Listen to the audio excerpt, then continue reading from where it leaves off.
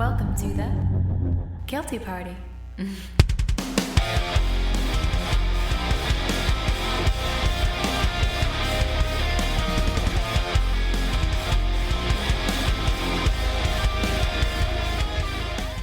Welcome to episode 4 of The Guilty Party with your co-hosts, Patrick Madsen and Micah Labrosse. We are super excited that you have tuned in. You could be anywhere doing anything right now, but you chose to hang out with us. So without further ado, welcome to, and I can't believe this, episode 4 of The Guilty Party. Micah, how the heck have you been? It's been 2 weeks. Man, it's been a crazy couple of weeks. We're still getting used to getting out of quarantine. Just like everyone else is. Everyone's like, are you safe to go out? And I'm like, well, I hope so. If I get it, I die. If I don't, I guess everyone's a liar. If I get it, I die. I'm just like, man, yeah. I can't be afraid anymore. I'm gonna start going out and we'll see what happens. What about you, man? It's been 2 weeks. Yeah, well, I was just about to ask you, and then I'll get to me. But I was going to ask you: is it still mandatory in Dallas or the surrounding counties for masks up there? Dallas, I think it is, and honestly, Dallas County can eat my shorts. The amount of nonsense that I have to deal with, like anytime I have to go to Dallas for anything, I'm just like, nah, I'll just stay here. I've had my company just saying like, hey, anytime I need to go pick up an order, just have them ship it because I'm not going. Even like after hours, I'm like, I don't want to be caught, especially when they introduced the curfew when all the protests and riots started. Like Dallas. What time was that? The curfew? I believe it was 8 o'clock. 8 o'clock? Wow, it's early. Yeah, they did the same thing in Fort Worth, but it's, they weren't as enforceful in the sense of they're going to start throwing tear gas. I think there was maybe a couple incidents, but it wasn't because they were out of curfew. So I'm like, dude, I don't want anything to do with Dallas. Dude, I feel like San Antonio, when we had a curfew for a short time, and I think it was until, and anybody listening to this, correct me if I'm wrong, but I think it was till only 10 p.m. And the thing is like everywhere else had 8 p.m. I remember seeing that all over the place, just 8 p.m. Curfews, even in Colorado Springs, and where I just recently spent some time up there. So there's been curfews nationwide and stuff. All of a sudden you got San Antonio and they're like, yeah, we'll make it 10. Our restaurants just open back up. What the hell do you want us to do? Like, I thought that was, man. I just thought it was, dude, it just shows like Texas just kind of runs its own shit, man. I mean, people in Texas are so jealous of Seattle right now. Bro, the amount of memes I've been seeing popping up, especially of that, was it the one meme of the guy at the baseball game just has that look on his face like, seriously? And everyone's been saying like, we've been wanting to do this for the last 50 years and Seattle does it in one day. Like, what the hell? Well, and that's because, let's be all honest, that Seattle is not Texas by any means. Oh no, I'm sure they go hard up there, but there's only one Texas in this world. And dude, when this whole Antifa thing was happening, I don't know if you saw these like emerging posts on Facebook about like these Craigslist posts that were like, we'll pay $25 an hour to come and basically incite riots, and you will be paid on spot. And it seemed really fishy. Yeah, it seemed really fishy. It seemed like It seemed like if you were trying to frame somebody and you put up, let's say that this guy Joe pissed you off, and you were like, oh, you went on Craigslist and you were like, yo, hey, I'm Joe, and I'm gonna get together and beat up little kids, and I'm gonna pay you $25 an hour if you join me. Would Joe really post that? No. But somebody who hates him would, to try to make him look bad. So that's what it kind of came off to me as. But you're in Texas, so what did that do to Texans? They were like, oh my God, I have been waiting for this moment. And dude, people were so ready. You couldn't get ammo anywhere. Like, dude, I just thought it was hilarious, because Texas is just that state that everybody's strapped here, but two, we're kind 100%. Of bored. There's kind of a boredom to Texas that it's like, well, I live in a city, and there's restaurants and you can drink, and Then you go home and you get up and work. But now there's Antifa coming. Clear my schedule. Dude, it was just how people were reacting to it. But I mean, dude, it's the reason I love Texas. It's cleared out everywhere. I don't think it's just Texas, although we probably have purchased a lot of ammo for our state. Like if you try to buy anywhere and it's shipped from out of state, like a lot of the places, even the most like readily available ammo, like 9mm and 223 and 5.56, that's like almost sold out everywhere. Like you're on a waiting list, let alone which is caused from this pandemic. And I'm sure the protests and riots now where people who wouldn't have thought of owning a gun, letting getting near one are like, well, maybe I need to look into this stuff to protect myself. People, you know, they're just getting beaten in their cars for absolutely no reason during some of these, you know, riots. And I'm sure even through the pandemic, there's some of them were like, well, what if I just get held up for a loaf of bread? They're starting to look. And I've had a couple of friends like, yeah, I was looking for, you know, whatever gun they were looking for, and everything is sold out everywhere. And so like you're having to wait for all these distributors to, you know, get all their stock back from manufacturers. So it's an interesting thing because it's not just Texas, although again, like I said, it's probably a good portion of it. It's everywhere. I mean, I'm sure you've seen an increase in gun sales, you know, in places like California where there's like so many gun laws to even up the Northeast to like New York and other spots. So it's a crazy time for everyone. Dude, what's funny is I have a lot of friends in California, but also a lot of friends who are hardcore left wing in Florida. I'm sorry, that would be weird. Hardcore left wing in California. Yeah. And these people are messaging me, and I've talked to a few of them on Facebook or, you know, over the phone, and they're asking me about guns, and I'm like, hold on, dude. I used to post like these gun things, and you used to like get really pissed off at my post about being pro-gun. And they're like, yeah, but you know, times have changed. And I'm like, what changed? You know, like, I thought guns were bad, right? And it's like, dude, now everybody is pro-gun now, dude. I haven't heard one argument now for it's easy to get on that page when it's easy to get a brick to the face or even a tire iron. And it's like, it's not going to be a gun that kills you at the end of the day. It's going to be, you know, whatever some dude who's not got a great or a good bone in their body, who's not part of any like positive change or protest. He's just like, you know what? I'm just going to cause some shit up, and you look like a good target, so I'm going to use you. I'm going to use this brick I happen to have in my hand. And I have seen plenty of those videos to confirm that stuff. They get even worse, man. And new ones have surfaced. And now, so phrasing back to our episode 3, you can't fight racism with racism. I don't care what you think. That is literally, that cannot work. And so what you see now, and I have seen more than ever in just this past week, is just a bunch of white people just standing around, and all of a sudden here comes a mob of black dudes and beat the living shit out of them. And dude, I have seen so many of these videos, and they're not dated. They've all happened this week in surrounding places.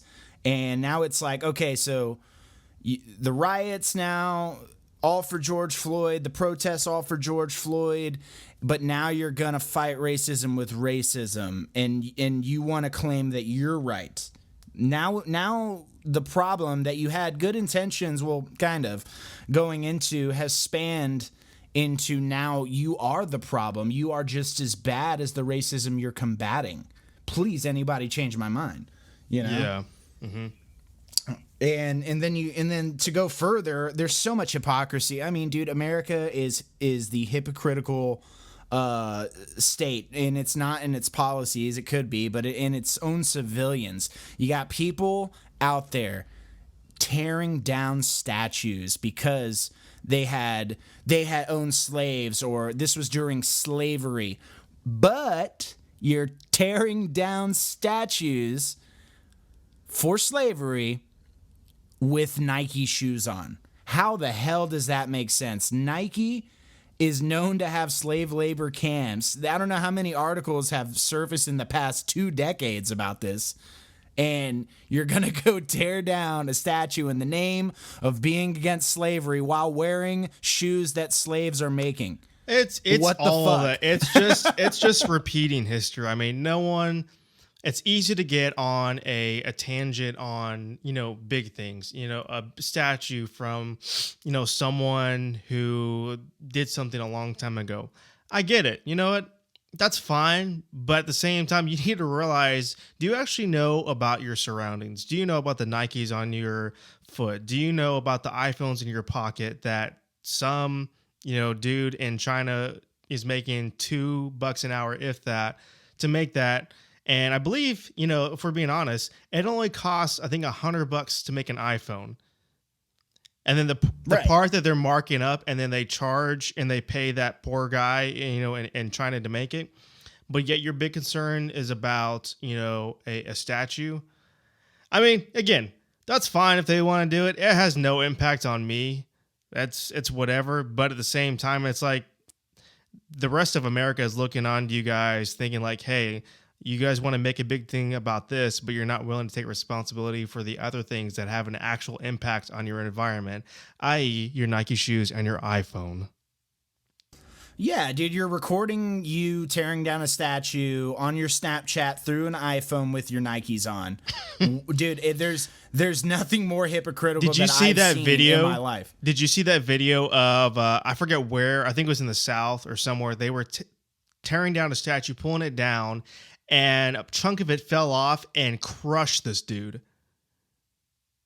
Oh my God, I did not see that. It was insane. I don't think I saved it, but I was just watching it. So they're pulling it down, and a chunk of the statue comes off, falls in the guy, and you see the guy crush. I mean, you don't see him anymore. He's disappeared in the crowd. But you see everyone on top of the statue who are trying to pull part of it off, just like hands over their mouth, like, I can't believe that just happened. And it's like, because you idiots weren't thinking this through. I mean, listen, if I'm going to go tear down a statue, I'm going to bring a freaking, cat tractor and bulldoze it over. Don't be trying to pull it with little ropes. You guys don't know these things are old. They weren't built like they are today. They're just going to be chunks of metal and rock that are eventually going to fall down. Two things from that, because I haven't seen that video. My question to you, and I want to answer this just as well. My question to you is like, what do you think about that guy getting hurt or potentially killed in that video as far as the basis of karma? I think that he probably just got caught in things like, hey, we're tearing down statues. We're tearing down, racial issues, whatever it is. We're proving a point. And then he's either dead or seriously in the hospital. And I think he's going to wake up, if he does, which I hope he does. I hope he didn't die. With a different perspective, like, hey, you know what? Is stuff like this worth it? Is this worth me hurting my bodily self over? Is that really going to solve anything? Or is, do I need to focus my energy on something else? Am I focusing, which I think we've all discussed, in the past, and I think we should all do this as humans, is, are we focusing our energy and time on things that will actually make an impact? Or is this just satisfy a feel-good moment for a few minutes?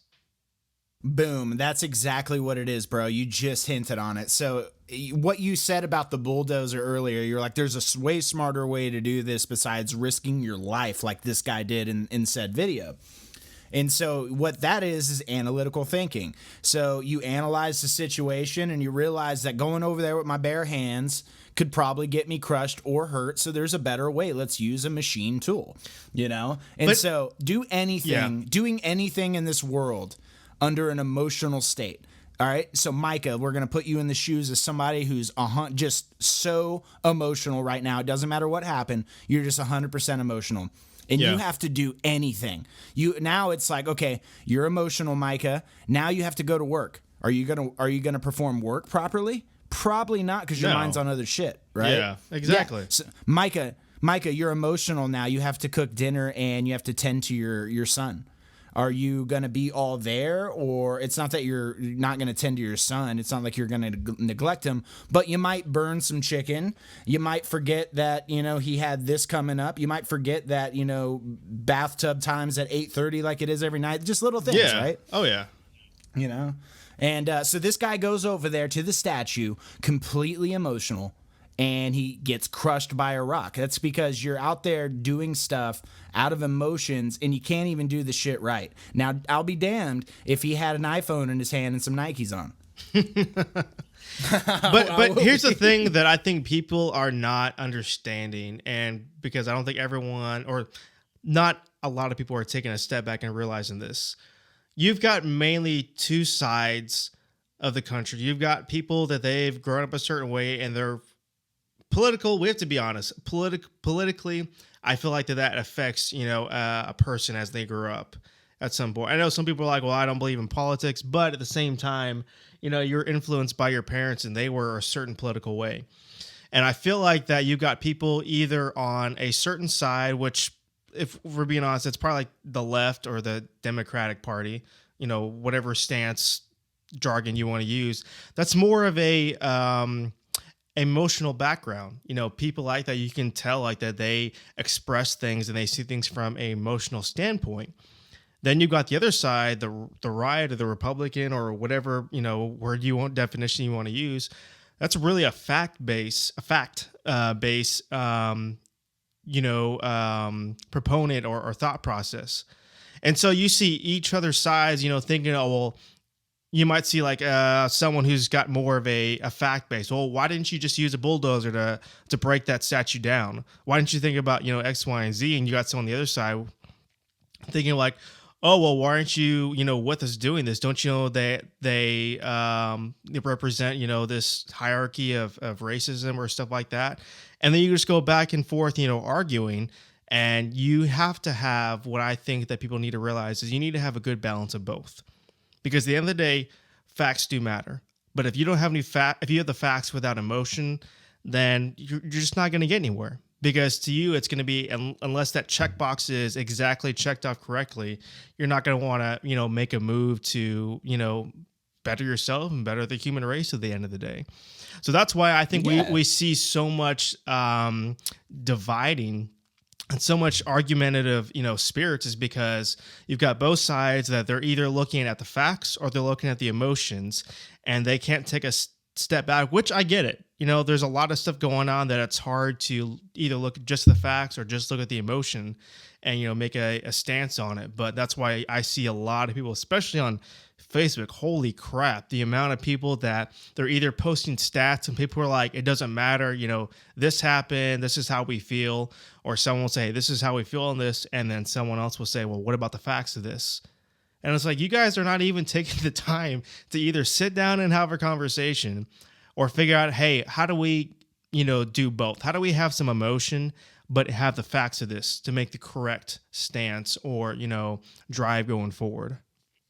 Well, and and I see these all the time. I see these Facebook just battles all the time that, mind you, even if you think you won, you didn't, dumbass, because they go nowhere. What, you think like because you got in a Facebook argument with somebody and you had the best points, what do? You go to bed and you're like, well, I think I did it today. I think I won. What do you do? You tell your wife, you tell your husband, won just nothing. Like, you won absolutely jack shit, and all you did was make it public that you argue for a side. That's it. Like the war on Facebook is the stupidest thing in my opinion. It is the worst part of all of this because it does nothing, it helps nothing. All it does is make it public your opinion. What is that going to do good for you? Like do a podcast so people can actually hear you out. That's why I joined. But this whole Facebook, like, it seems like, okay, well, there's riots going on out there. There's a pandemic, George Floyd. I'm going to go on Facebook and I'm going to take care of this shit. And you're like, what are you going to do? Oh, I'm going to make a post and it's going to piss people off. Really? Your 537 friends? Okay. Mm-hmm. And so two of them strike that post and they're like, oh, you're wrong. And it's like, well, show your sources. And then they post a source and then she posts her source because you can't even trust sources now. You don't know which one's right. All you're doing is posting a source that promotes your agenda, and she's she or he is posting one that promotes her agenda. And so it's like, okay, where did we get here now? Oh, it's stupid. You can't even spell your. And it's like, okay, now we're diverting into grammar and stuff, which is like, everyone just acts like little babies. It literally, I just took you down a rabbit trail of the standard Facebook argument, and it was probably really annoying to listen to because that shit's annoying to read. So it's all the same. Like, if you, just like you said, if you want to go out there, being emotional on Facebook is never going to do jack shit except make you look bad or make you feel better just for that night until you're on to the next fix of Facebook post. But what you can do is start getting involved in your community. Start knowing your congressman. You know you can call them. Start looking up these. Make a active pursuit at abolishing the things in our legislature or government that you want abolished. But if you're like, oh, screw that shit, that's way too much work, then sit your ass down and leave it to the big boys, because you're too lazy to stand up for anything. But it's so easy to go out there and protest and scream and get emotional and tear down statues. But no, it's too much work to and I get that, but to be the devil's advocate on that, because again, that's definitely for the emotional side. But then you see people who are all they want to do is post facts all day. I'm like, you're just as bad as the other side, just, spouting off in an emotional, state, because it's like, how is a fact going to help someone? Like, right. Well, say somebody, you're not even being like, and here's a good example. I was listening to, again, podcasts, because, we're on a podcast and that's what we do. We listen to a lot of podcasts. I was listening to one. So I was listening to one today, and basically they were saying like, hey, if you don't take the time to sit down and find out like, hey, why are they emotional on this issue, or why are they all they want to do is post facts or supposedly on this issue? If you don't find out that, hey, there's a good chance that that person has some merit to what they're saying. Is some of it bullcrap? Probably. But there's also some truth that if you don't sit down and actually have a conversation, you're never going to figure it out. So it doesn't. Well, that's the damnedest thing about both sides. That's right there. What you said is the damnedest thing about both sides. There's a lot of truth from both sides, but no one wants to cancel out their truth to cater into the other side, because now it's a two-party system and it's become a football game. Now the left or the right and all the tactics in between. And once we win the game, once we get over election season, the Super Bowl, then all will be fine for the next 4 years. We won't have to worry about it.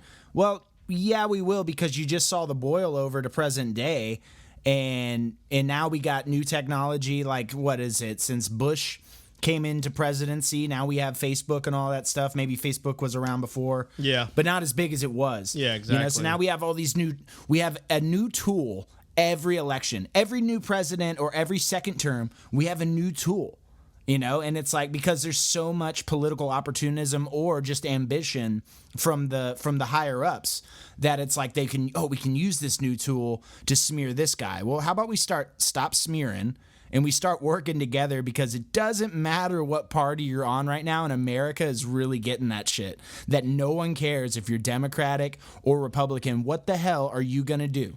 Because right now, all we see is what we're left with on the streets.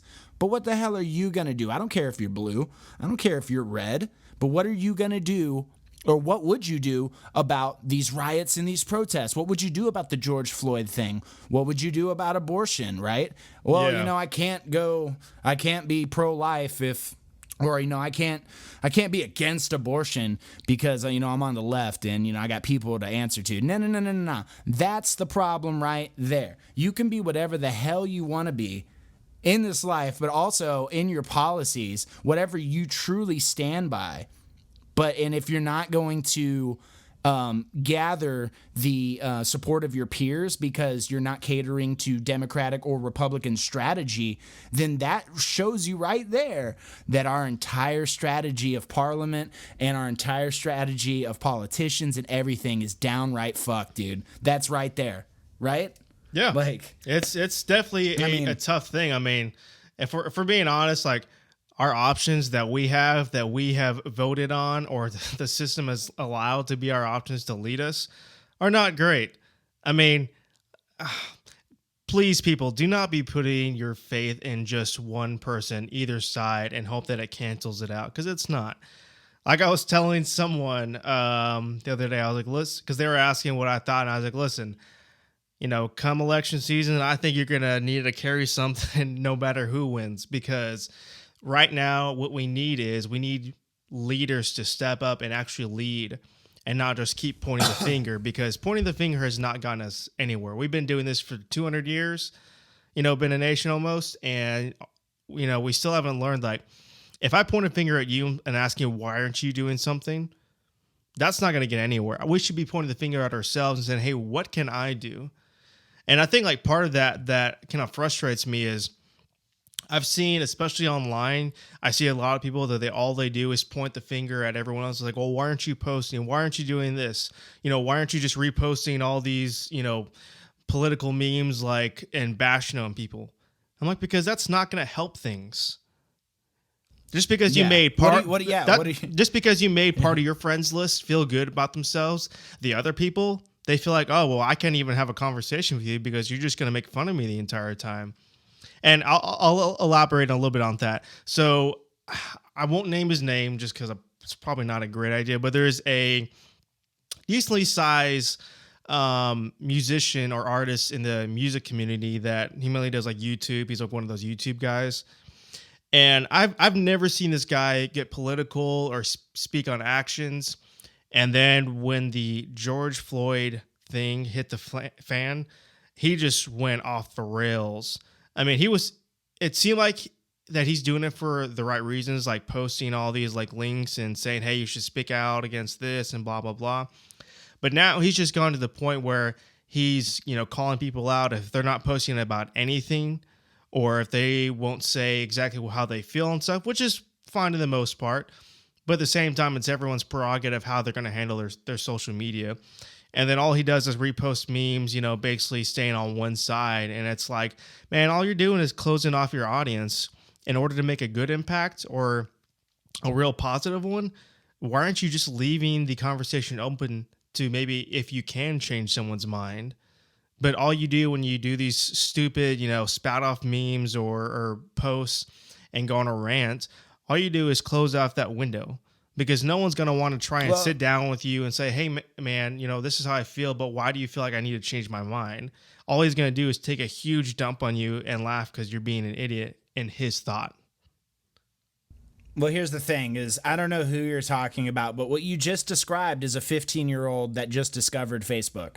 I wish he was what 15. You just described, I know, but I'm saying what you just described is somebody who's heavily emotional and sits there and can't break through progress because they're doing it on social media thinking that that's the answer. So now they're getting more pissed off. No one's listening to my thing. Pick a side. What side are you on? Now I'm going to call people out because I'm not getting any progress through my tactics of social media. So now I got to resort to calling people out or saying this or posting these memes that only make me feel good when a certain amount of people like them. And so now what happens at the end of that? When the dust settles and everything becomes clear or clear enough to start making progress through this, that's all people are going to remember for that guy, because that guy wasn't involved with George Floyd. That guy wasn't there. He saw a video and he's being emotional like everybody else out there. But now he's being more emotional and cowardly because he's taking to social media and the public on there as that's the answer, instead of starting with his own community and being a community member there and starting from the ground up. Because a lot of people are fighting this battle, dude. But a lot of people are doing it the right way. And the people that are fighting this battle on social media, I'm so sorry. It's the dumbest shit. Because all you're going to do is post. Not going to get anywhere. Post a link, post a meme, call somebody out, start beefs. And what have you done? What's the 1% of progress you've done? Oh, I got new followers now. Or, I got somebody, a lot of people have reached out to me and said, thanks for posting it.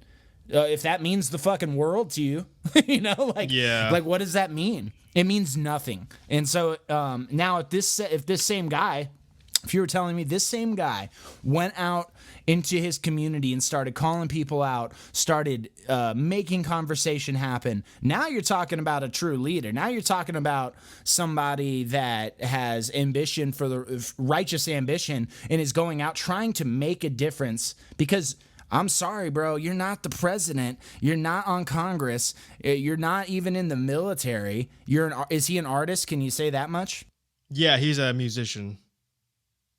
Yeah, he's a musician, right? You said on YouTube. Yeah. And so you're none of those things. So you think going after a fan base that supports your music, which is not your political agenda, your music, you think going at them is going to be the answer? No. If you're a true man, if you really want these changes reformed, then go and start with your local community. Yeah, exactly. And here's the thing that what's stupid is it's like everyone gets to the point where they don't care about the loss. They don't care about the loss of either their friends, their fan base, or people that, look up to them. I'm like, no, you shouldn't be doing that. Yeah, you're not worried about it because it's like, oh, well, I can afford to take the hit on revenue or whatever that is. But you're losing on a chance to open up a discussion with other people to figure out like, hey, why do they tick that way? And I need you to understand this is why this is important. This is why it's important to me and, the movement and the whatever you're talking about. When you just close people off like that, it loses the chance that you could have helped two, maybe three people understand maybe that they shouldn't think that way because it's hurtful for people. Or maybe it'll give you the chance to realize like, hey, I should understand, like, this is how they're coming from. And, oh man, I get it. I don't understand it, but I get it. And that's why it irritates me when people are acting like this right now. But I think like, go ahead.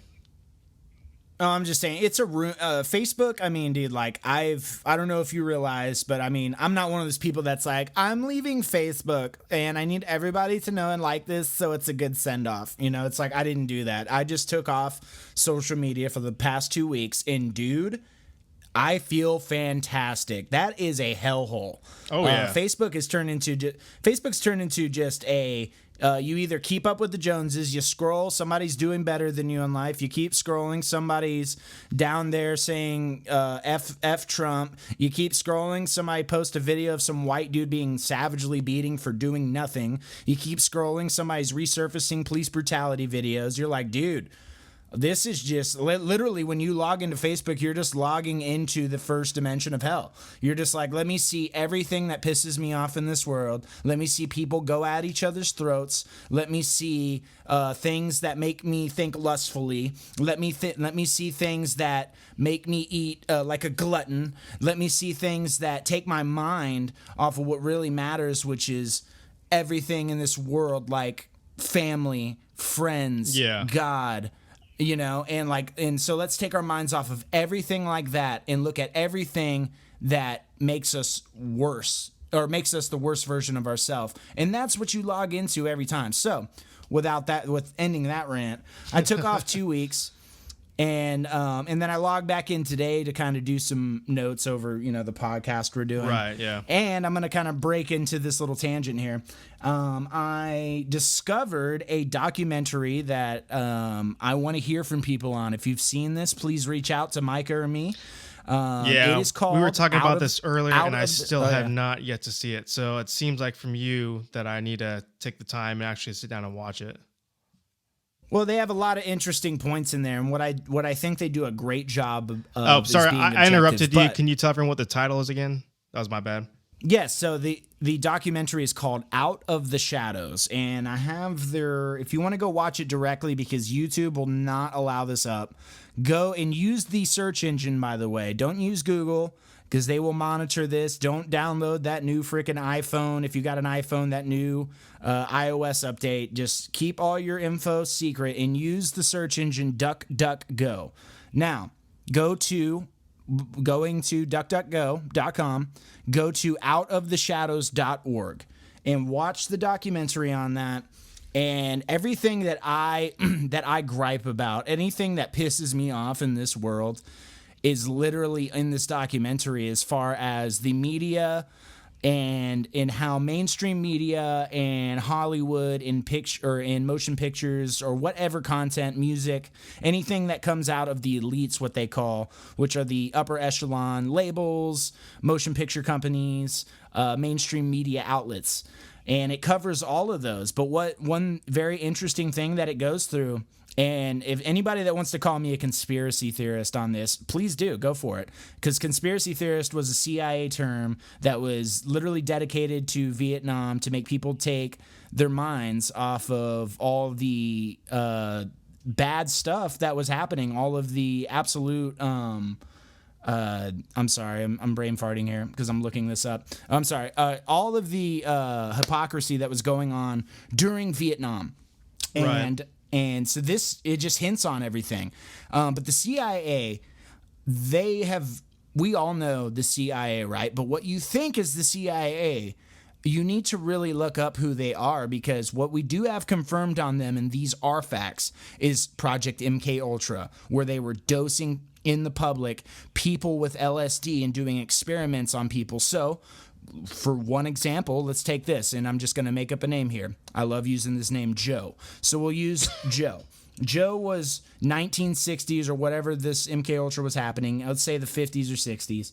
Is walking down the street and he's a milkman doing his thing, or he's delivering paper, doing whatever. And all of a sudden he goes home and he starts seeing arms come out of the walls, and he starts thinking that he's slipping into the bed and the bed's like suffocating him, and then he just claws his eyes out because he doesn't know what to do.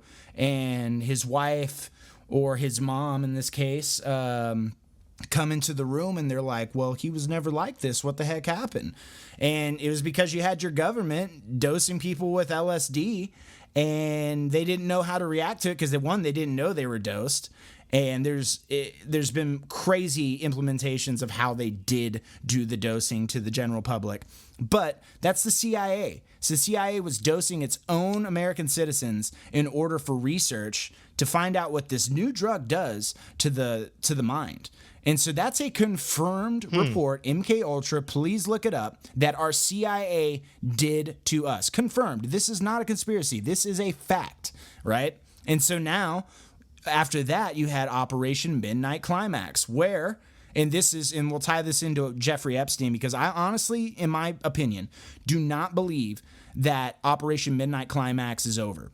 And it ties right into Jeffrey Epstein. So Operation we Midnight are Climax, so going to have to do a conspiracy episode soon. There's not enough time for this. Yeah, I'm kind of sure. getting into it. Yeah, I know. I'm trying to race through it. But Operation Midnight Climax was where they would, any guys that were like politically affiliated or had any sense of power at all, they would lure them in to prostitutes into like the red light district. And then when they get to the red light district, they would have a already set up prostitute there, and then they would take them into a room, into a motel, and the motel had double-sided glass on it, so somebody could see from the other side, but you couldn't see it. You couldn't see them. So it's just like those interrogation rooms. And they would get dosed with LSD, and then the prostitute would ask them all the questions that the CIA operatives wanted her to ask, and that's how they would fish through information. And then when they would catch on that, oh, hey, hold on, I got dosed and she's asking this, somebody's in here, they just come up to him, what are you gonna do? You're so-and-so, are you just gonna tell everybody that you got dosed from LSD from a prostitute in the red light district? They would blackmail him. Right? So they couldn't say anything about it. Well, these documents came up. So I just gave you two examples of what our CIA, and please, like, I'm literally paraphrasing. Both of these, there's so much more to them. Go look these up. You can do this. And so two examples right there of what our CIA confirmed has done to its American citizens. So now in our last episode, we said, protest the provocateur. All right, let's go. Yeah, so all this is tying in. So now you have the riots and stuff with staged bricks out there. You see people, I've seen so many videos of people paying off people Antifa, if you could call them, paying off people, pointing at that building, and literally an hour later, that building is destructed and in flames. And so you got this going on. And then you have, well, let's not forget what just happened. Oh, that's right. Jeffrey Epstein, one of the most powerful people and corrupt people to ever walk this earth, just died, ? Or killed himself, ? Or was murdered, ? We don't know. But there's a lot of fishy stuff around that. But what was Jeffrey Epstein's, and everyone knows how powerful he was, right? But what was his favorite maneuver? Did you know? His favorite maneuver as far as power? Blackmail, I believe. Wasn't it? It was 100% blackmail, dude. So he would lure these guys into what they call Orgy Island. And, you got Bill Clinton, 27, over 25 for sure, flight logs to this island. And we all know his history. Hillary Clinton went with them too, but not just them. The list goes on with people that you have heard of, so celebrities. I'm going to interrupt just for a second because this has to do in the same thing. So someone says, and I don't know how much truth there is to it, that Trump was one of the other people that went to Epstein Island, and supposedly he's got dirt on Clinton, and that's why no one has ever accused him on going to this island for that. Think about that for a second. It could be very possible, man. Like, listen, the president, whether you're a pro-Trump supporter or you're not a Trump supporter, you think that this guy is running America? No, dude. The presidents are puppets to a system that is backed by the Rothschilds and Rockefellers, man. Look these two families up. They own all the banks, and Saddam Hussein that tried to go against them for a unitary banking system, what happened to him? Oh, that's right. America invaded and killed them. Well, why? Well, look it up. It gets very interesting. But these two families, they really run everything, man. And also, if you look into the family ties of all your favorite mainstream news outlets, let's start with CNN. Privately funded. That's why they call it the Clinton News Network. But let's go to the other side. Fox News. Funded by who? The Bush family. Mm-hmm. So now you got two mainstream news sources that have an abundance in viewership as far as the people that actually see them as credible, and people that quote them all the time, and people that look at them as the main source of solidified information. But your main source of solidified information comes from privately funded, politically backed, agenda'd companies. Dude, who can you trust at this point? It's definitely not mainstream media, Yeah, exactly. But what I was meaning by all of this was, you got Operation Midnight Climax, and then you got a guy named Jeffrey Epstein. Do you think, and I'm just asking you this, Micah, do you think by any means that Jeffrey Epstein had nothing to do with the CIA at all in his walk of life, and all of his corruption, stock markets, and all of his, endeavors had nothing to do with the CIA? I have heard many a theory. In fact, there's a podcast that you and I listen to, Theories of Third Kind, and they do a Jeffrey one. And they talked about, really? I recommend definitely going back to listen to that one, because that was some wild stuff. If I'm remembering correctly, they had a theory and they had a bunch of facts, which I can't remember off the top of my head, that he was, from the CIA, or at least in cahoots with them, and was responsible for a large portion. I mean, people don't understand, like, this dude, he wasn't just like managing money for like a couple of millionaires. This dude was managing money for like a good probably 100 or 200, billionaires, including millionaires. This dude had plenty of money and connections, where he had a little black book, which the FBI has not been able to locate or say whether or not where it's at. That I believe he's got connections everywhere in the world, not just the U.S. So for him to pull strings and make something happen, I believe it. I think his fantasy island, sex island, whatever it is, I think that was just a bonus that he had some sick way of finding pleasure in, and including, building like blackmail to use on stuff to further whatever he wanted to do.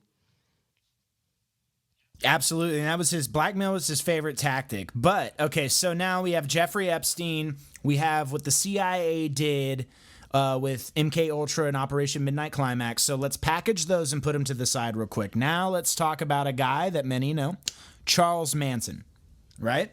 Charles Manson is known for heinous crimes, for being the cult leader and of a hippie movement that did LSD and murdered a bunch of celebrities and did a bunch of just crazy things. Well, I've been reading a book called Chaos. This book I recommend. The author's name escapes me, but if I find the book, I'll tell you right now. Anyway, I'll get to that.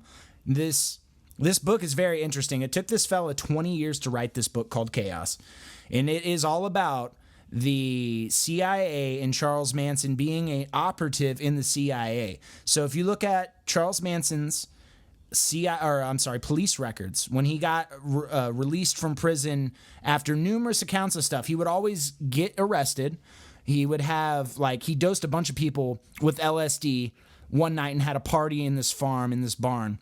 And one of the kids was the son of a sheriff. Well, that kid's, he took LSD and he starts looking at his legs and his legs start looking like snakes. So he freaks out and runs, goes to his dad, and Charles Manson gets arrested. Well, Charles Manson gets released the next day. Charles Manson does another crime. Charles Manson gets released the next day. Charles Manson goes and commits killing. Charles Manson does so many heinous things. So if you look up his police records and how many times he went in and got out either the next day or a week, it's absurd and it's stupid because they would release him and then he'd go back out and do some other stuff. And then he'd come right back in and then he'd go back out. And then there was like a free dosing clinic that he would go pick up his LSD at. But here, and this is where it gets wild, bro. His probation officer during all of his prison time and everything, every time he would get released, he had to report back to his probation officer. His probation officer was involved with Operation Midnight Climax and Operation MK Ultra. Okay. Shaboom, dude. If the LSD and the experiments were coming from anybody, look no further than old probation officer. And so it's all that to say is I just gave you 4 very small facts about what the CIA has done. So to anybody out there that thinks the CIA or the MK Ultra, it was just abolished in the 60s, or no, I like to watch Disney and I just believe that the world's a good place. I am so sorry. Because the CIA, and go watch this Out of the Shadows documentary, it was made by 2 stunt doubles in the Hollywood realm around all these major movie actors and directors.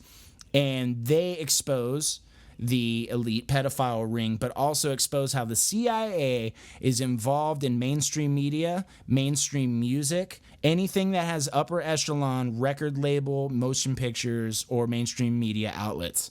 And it is mind-blowing. So, all that to say is I personally believe that the CIA has a hand in all of this stupid, crazy shit since the pandemic, since the George Floyd thing, to present day, and even way before that, all the way to the 60s with MK Ultra. They have a hand in it till this day, and I don't think they ever went away. And that's my personal take on that. Hot take, but it's personal. Dude, that's a lot to take in. It is a lot to take in, stuff, man. It is a lot to take. Yeah, it is, dude. Well, I watched that Jeffrey Epstein documentary, and it shit blew my mind. The first 2 episodes were so hard to get through. If you can stomach listening to women that had to go through what that monster put them through, then you can do it. I didn't think I could. I had to walk away a few times, but I finished it out. It's only 6 episodes, but man, that guy had an immense amount of power and no care in his heart for anything he was doing. And it's truly, I wouldn't say impressive, but it's truly astonishing that a human can go through life that cold and have that much power. One person. Well, again, it's really easy to not show people that when you keep a mask on all the time. But before we, because I want to talk about something else and switch topics in a little bit, but so we can keep on this conspiracy train just for a couple more stops. There's a couple things that I wanted to ask you because I've not been able to find any information for, or maybe just not on the standard lines. So I was reading this thing, and again, someone posted it, so I don't know how true it is, but I found a little bit of truth to it. But anyway, I'm just going to say it. So basically, they were saying that during the Blackout Tuesday movement, which was June 2nd, they say that Hillary Clinton went to court and lost her case regarding the missing emails and will now be forced to testify in September. Yeah. Okay, stay with me. Where'd those emails go? Stay with me. Now, the third, which is when some of the protests and I think some of the riots started happening, Rod Rothstein testified in front of Senate regarding Russia. Was testifying in front of Senate regarding Russia. And there's a lot of questions, especially that apparently that Ted Cruz was having a bunch of inquiries in, which I know Russia has been in the news for the last 4 years, ever since Trump, became president because of supposed collusion for them, influencing the election, influencing a lot of media, staging some riots themselves by pitting, organizations against each other. Which I was reading it earlier and I forgot to save it. That supposedly in 2016, and you can look this up. There's news articles about it. That Russia paid. There was a protest, I think either in Washington D.C. and it was having to do when Trump was doing the Islam ban. So Russia supposedly created this Facebook page and added a bunch of people to it that were, basically pro-Islam or pro-Arabic, and riots and stuff like that. And then they created another one, which is basically anti-Islam, anti-Arabs, people who think that we should just close up the country, not let anyone from any Arab continent or country come in. Basically staged an event on both sides without the other side knowing. And that's where you had, I think it was a protest and a riot happen from two sides coming against each other. And it was all planned by the Russians. All right. We're gonna talk about that in our conspiracy episode soon too. All right, and the last one. Yeah, we're gonna have a heavy conspiracy episode. June 4th, Senate votes to subpoena over 30 Obama officials in the Obama Gate case. Now, let me ask you something, Pat. Did you see anything along those lines? Or was the only thing that you saw during those, probably week or hear about, because I know you were off social media for a while, all you were hearing and seeing was the riots, the protests, the looting, and that's it. Black Lives Matter was plastered everywhere. Now, don't get me wrong, guys. I'm not saying anything against or for the movement right now. I'm just talking about in general terms. This is all we saw plastered all over social media, all over the news outlets. You didn't see once anything come up about Corona, which is still an issue today. It's not just gone, guys. 2, you didn't see any of this stuff, which again, I'm still trying to figure out if there's any truth to it, but I kind of believe it because a lot of times it's backroom channels that they do stuff and they don't always post about it because again, most people are only getting the news from Fox News and CNN and all those. And they're pretty much all own all those type of news outlets on either side. That's all you saw. You didn't see anything else. Which is exactly why you didn't see it. So you didn't see anything having to do with, North Korea or South Korea, whether there was something going on or not, which, dude, enter in, the next level in Jumanji because North Korea just blew up a South Korea building today. I did not. Yeah. Really? I didn't even know that. Well, they did it. They said in retaliation because South Korea was distributing anti-North Korea propaganda is what they said, and they had to retaliate. And they've just named South Korea an enemy. Keep in mind, This has just happened afterwards. Supposedly, Kim Jong-un has. Has either faked his death or is actually dead. And right now, his sister's running the show pretty much right now. And his sister is insane. People have said, people who've worked in the South Korean government and liaisons from the U.S. to South Korea, that she's almost worse than him. Well, yeah, no, that's been confirmed for a while. I've known about his sister for probably 3 years now. It was kind of during the midst of all that craziness back and forth where he was threatening nukes or testing out nukes and stuff, and started gathering info on his, superiors, and kind of went down that rabbit trail, and it led me to who his sister was. And it could be like what they love doing out of North Korea is convincing the public that Kim Jong-un is some demigod or something like that, right?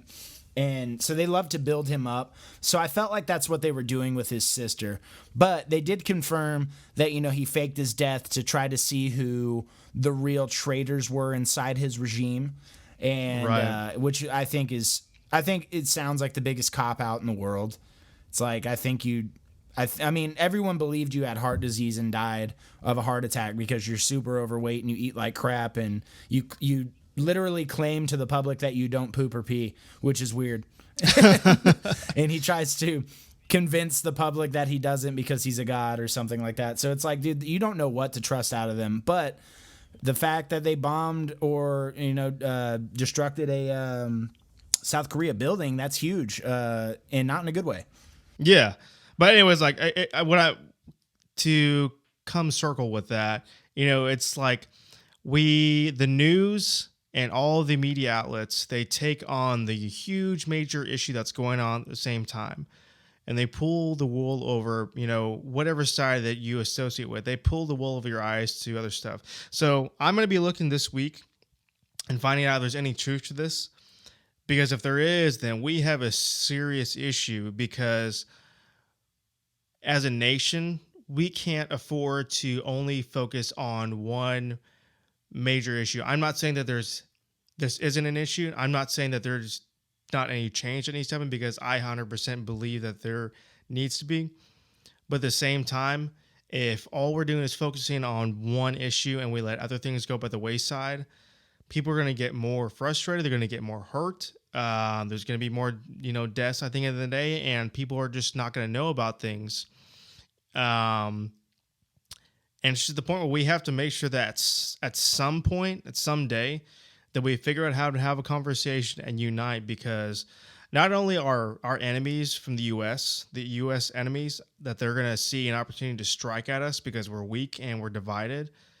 It's going to be ourselves that we can't ever, get to a better spot and move to a better place as a nation, because we are so divided and focused on, just one issue, when we've got a lot of things that we need to focus on. I mean, listen, Corona hasn't gone away. Homelessness is still an issue. There's still a lot of mental health and PTSD going on, where soldiers are still committing suicide. I was talking to a buddy of mine that he lives in Oklahoma, and he was in the military for a good while, and he lives near a base, and he was telling me that they just had, I think, 2 suicides, in the last month or so, of just soldiers, because, of how poorly we take care of them when they come back. We just thrust them in society, hoping for the best, that they'll figure it out. These issues aren't going to go away just because, we have this one issue with Black Lives Matter and, that kind of thing. And so we need to figure out, how do we address that issue, but how do we also not forget the other people and the other issues that are going on in this country, because all of it makes us, a nation. It's not just one issue that we need to address. It's everything. Well, it's become power plays all over that have literally just like dug us into a corner. So let's use this kind of like picturism here. Picture a battle happening, right? Let's say it's here at my apartment complex, and we're just bombing each other all day. We're just throwing grenades at each other and shooting at each other all day. What happens to the environment around us? Even if we don't kill each other, we do nothing but literally burn or fully destruct the environment that we have set to battle in. Now take that picturism and apply it to news. Fox and CNN do nothing in all of their subsidiaries, MSNBC. And if you look up who all of the ties are to CNN, who all they own and all the networks and stuff, it's outrageous. There's so many. So that environment, which we call, American television, is constantly battled with opposing views, opposing articles, opposing information, and you don't know who. And so all you do in that battlefield, throwing those grenades, is you just full on kill off the environment that you are battling in. And so that is literally the American viewer right now. We don't know what to believe. We're so desensitized from all the crazy stuff that's going on that everyone is just out for themselves now. And it feels like that, and I hope that's not the case, but it sure feels like everyone is just out for themselves. They don't know who to trust, and everyone's just buying up the ammo because everyone knows one day they're going to have to pull that trigger. And that's such a bad mentality that we're in, because it's like, well, I don't see an end game here. I don't see any progress, but I got my gun, And it's like, and that's literally, dude, tuning into the news is no longer what families do or should do anymore, like they used to do in the olden days. Now it's like the only security I have is not in the government. It's not in the news I watch. It's not on Facebook. It's in my gun to protect my family. It's the only thing I got, because no one else is protecting us. We got these mainstream news outlets that are putting out what they want you to see, what they want you to, what backs their agenda. And dude, it's done nothing but cause mass, I'd say entertainment genocide, Yeah. And so that's just, it's the grim reality of what we are in, but it's a sad fact, man. And it's like, as far as that part, with how far we've gotten into the hole with news outlets and what they're up to and what they're doing, I don't know if there's any light at the end of the tunnel as far as media, except that the media needs to be ousted more than ever, and I'll stand by that every day. I think we just need to realize that the media is what it is. And I don't lose hope at the end of the day, because right now I still see a lot of good things happening. I still see a good amount of people having conversations. Do you follow Matthew McConaughey at all? I do. Okay, did you see the conversation he had with, I forget his name. You might have missed it since you were off the grid. Give me 1 second. Let me look up his name. Okay, he had a conversation with Emmanuel Ocho. Hopefully I'm saying that correctly.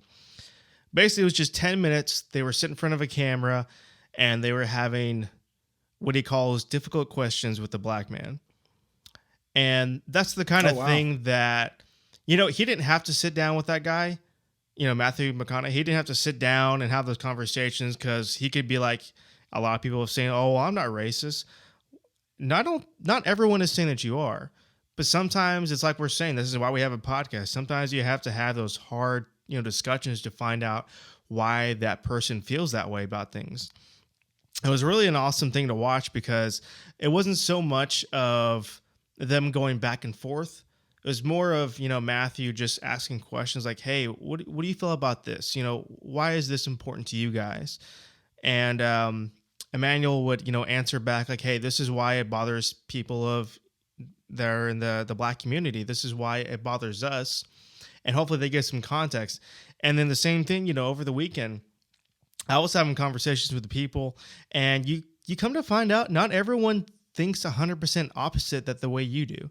Not everyone is, just going to throw out your idea because, you think opposite. Sure, you might disagree on some things, but at the end of the day, I have hope because, we're having conversations, we're talking about hard things on this podcast. You should be having conversations, you guys who are listening, with people who maybe you necessarily wouldn't talk with. Maybe you necessarily wouldn't associate, with, even though I think that's a bad thing. You should be willing to talk to anyone and have those hard conversations. And catch yourself before you start, answering just to answer or listening just to answer. Actually take some time to listen and try to help the other person do the same thing. Just listen to you guys talk and express. And I promise you, at the end of it, you'll figure out a way, to like, hey, this is where our middle ground is. And maybe, your opinions aren't so far off that you thought. just because of their race or their background or how they look or whatever it is. Listening has become such a lost art because, I mean, there was a few weeks ago where I'm very good friends with this certain couple, and this certain couple kind of walked into a beehive, and we're having dinner, and they just kind of went off on each other, you know, and not one of them was listening to the other, and emotions were completely high. And all that I thought about that was, wow, this sounds like every political argument that ever happens right now. Because all you see in a political argument, and it's like they'll have a point and they really want to debate that point. But the first thing that happens is some side, doesn't matter whether you're left or right, some side gets strike down or just gets really pissed off from that opposing view. And so now they have a cookie cutter comment that is like they say under their breath or they say out the side of their mouth, and it has no value whatsoever except to piss you off. And then you cave into that, and now it becomes a personal match where now it's just yelling, yelling, yelling. So no point was made, no progress was made. All you did was get emotional, and then another person caught that emotional wave that you sent, and now y'all are having a little emotional big baby battle. And that's all it is. And this is literally every political argument that's happening.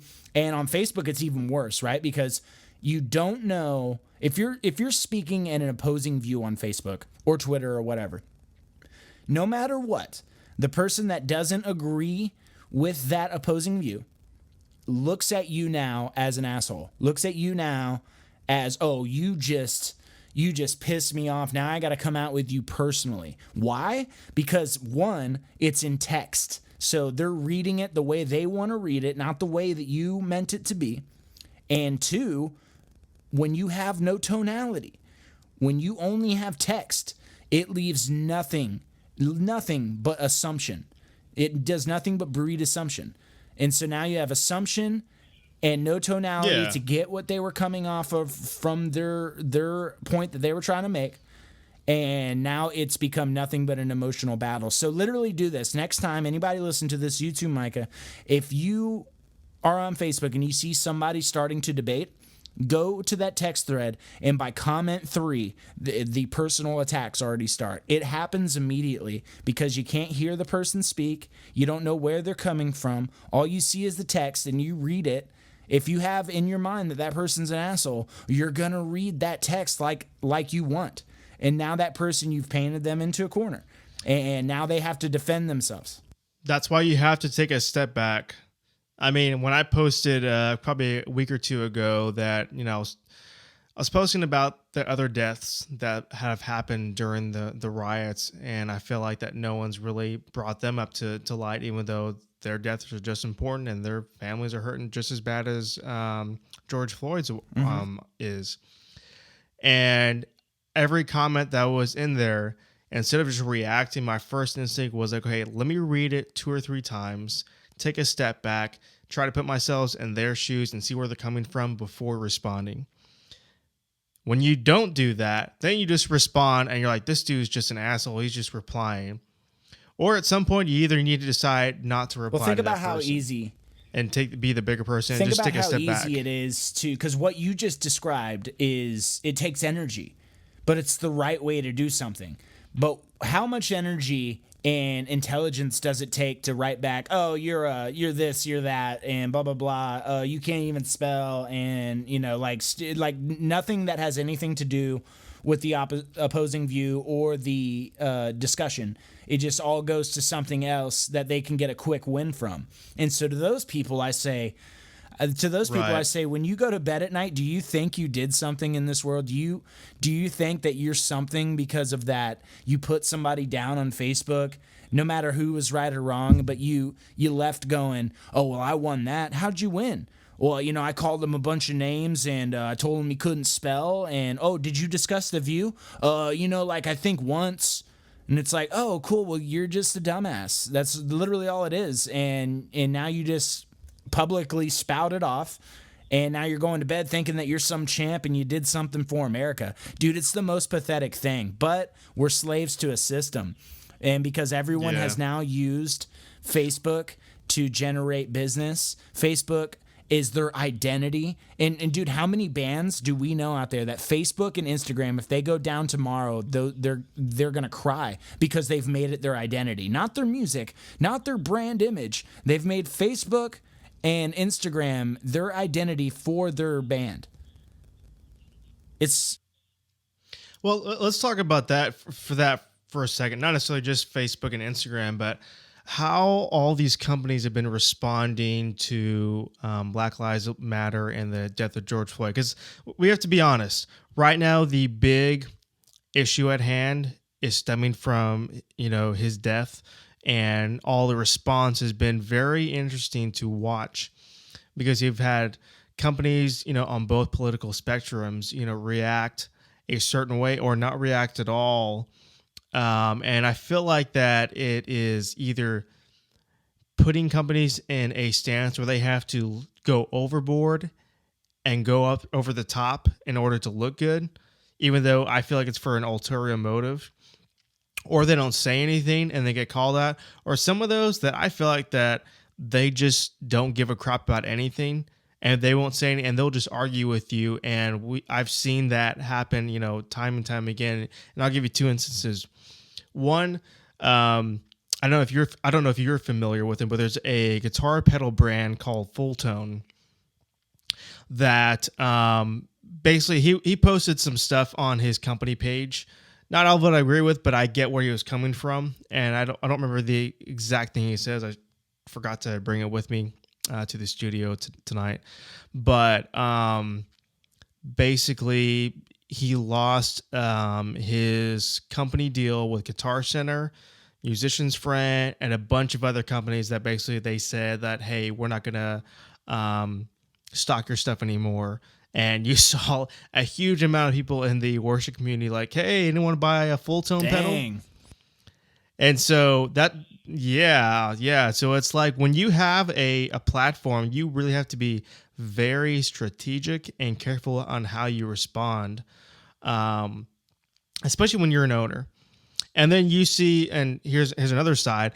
There is a restaurant here. I think they're either a bakery. No, they're just a restaurant here in Fort Worth, where the main thing of the menu is they use like hip hop, culture terms to name their like menu items.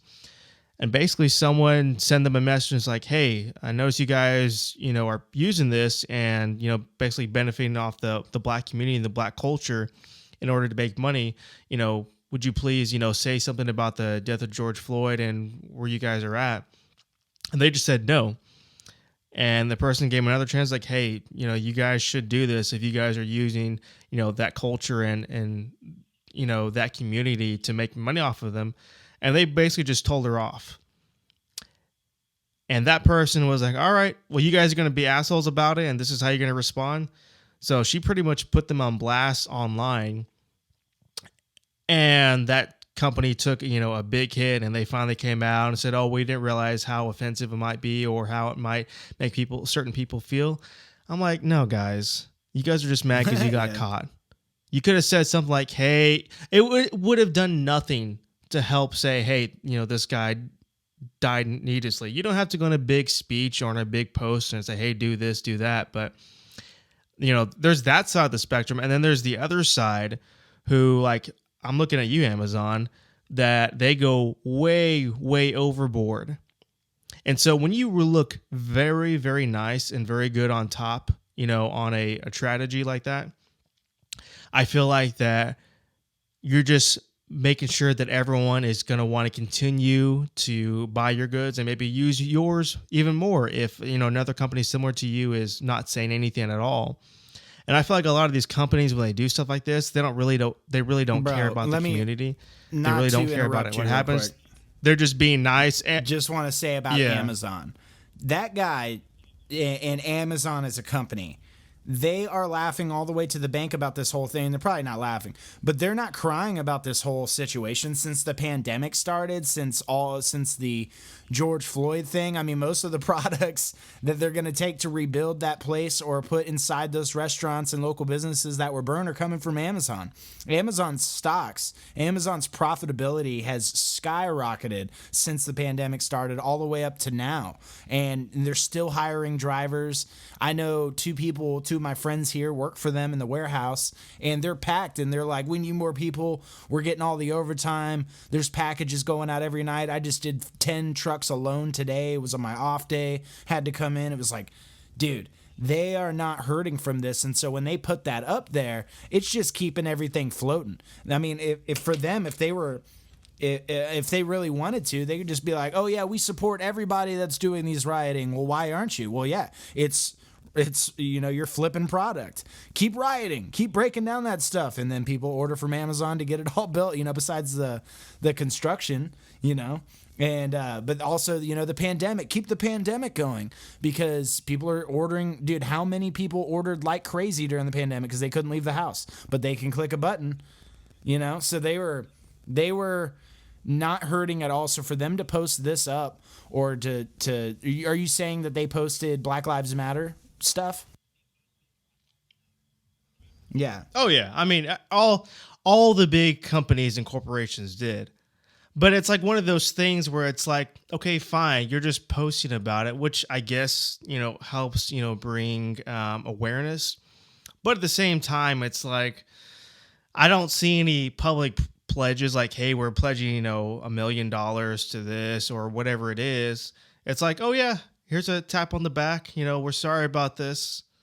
We're going to look good so you continue to buy stuff from us. Yeah, and I mean, they're not the only one. There's a lot of companies that have done that. And I don't want to keep going about it, but I'm just saying that there's a lot of different stances that you see companies that they're making, that they're either profiting off of this, or they're actually making a difference in the community, or they're just not saying anything because of whatever it is, and then they're getting called out on it. Which at the same time, if you're not going to say anything and someone responds to you, you at least got to respond in a respectful way. Especially when it's being a business owner right now it's never been tougher, because you had to fight for your business when the economy closed, and then you had to fight for your business when it was getting physically destructed. And if you weren't fighting for that, then you were still trying to make ends meet to support your business, so it didn't cave in due to everything that's going on. So I feel like business owners and businesses that are using this tactic, they're just doing whatever they can to stay up right now. And if they got to make a post saying Black Lives Matter, like even if they're not intentional about it or they don't believe in it, dude, they're just trying to save face right now.